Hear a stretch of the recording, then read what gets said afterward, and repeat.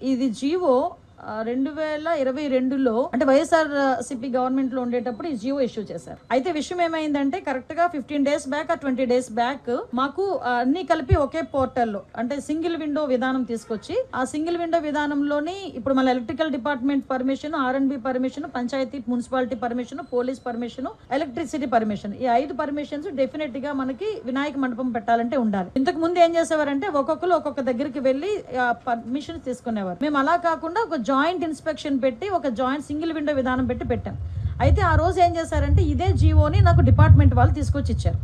ఇస్తే నేను యాస్ట్రీస్గా ఈ జీవోలో ఏదైతే ఉందో మేము దాన్ని చెప్పడం జరిగింది. అయితే ఈ విషయం తెలుసుకున్న వెంటనే గౌరవ సీఎం గారికి విజ్ఞప్తులు వచ్చినాయి. గౌరవ సీఎం గారు కూడా దీని విషయం మీద మమ్మల్ని అడిగిన వెంటనే సార్ ఇలా జరిగింది, ఇలా జీవో ఉంది అంటే ఇమ్మీడియట్ గా ఆపండి, ఎవరు కూడా రూపాయి కూడా కలెక్ట్ చేయొద్దు. ఎస్పెషల్లీ ప్రతి సౌండ్ సిస్టమ్ కి మనకి ఏదైనా మన సౌండ్ సిస్టమ్ పెట్టామంటే దానికి పర్టికులర్ గా మైక్ కి పర్మిషన్ తీసుకోవడానికి 100 రూపాయలు తీసుకుంటారు డిపార్ట్మెంట్ వాళ్ళు కూడా. అది కూడా తీసుకోవద్దు వినాయక చవితులకి అని చెప్పి చాలా క్లియర్ గా 10 రోజుల క్రితమే ఈ విషయం చెప్పడం జరిగింది. ఎవరు దగ్గర ఎక్కడ కూడా ఎటువంటి ఫీజెస్ కూడా కలెక్ట్ చేయట్లేదు, ఎటువంటి చలనాలు కూడా కలెక్ట్ చేయట్లేదు. ఏదైతే వినాయక చవితి అదే విధంగా దుర్గా నవరాత్రి ఉత్సవాలు మన రాష్ట్రంలోనే కాదు మన దేశంలో చాలా ప్రెస్టేజియస్ గా చాలా భక్తి శ్రద్ధలతో చేసే భక్తులు ఎవరైతే ఉన్నారో వాళ్ళెవరు కూడా ఇబ్బంది పడకూడదనే 10 రోజుల క్రితమే గౌరవ సీఎం గారు అందరికీ కూడా ఇన్స్ట్రక్షన్స్ ఇవ్వడం జరిగింది. ఈ రోజుకి కూడా కనీసం మైక్ పర్మిషన్ కి కూడా మేము ఎవరం కూడా డబ్బులు తీసుకోవట్లేదు. ఇది క్లియర్. దీనికి నేను 20 రోజుల క్రితం మాట్లాడిన మాటల్ని తీసుకొచ్చి వైఎస్ఆర్సీపీ వాళ్ళు ఏమీ లేదు అన్నట్టుగా ఈ రోజు కావాలని దాన్ని ట్రోల్ చేసే పరిస్థితి చూస్తా ఉంటే వాళ్ళ తాలూకా తెలివి తక్కువతనం, అదే విధంగా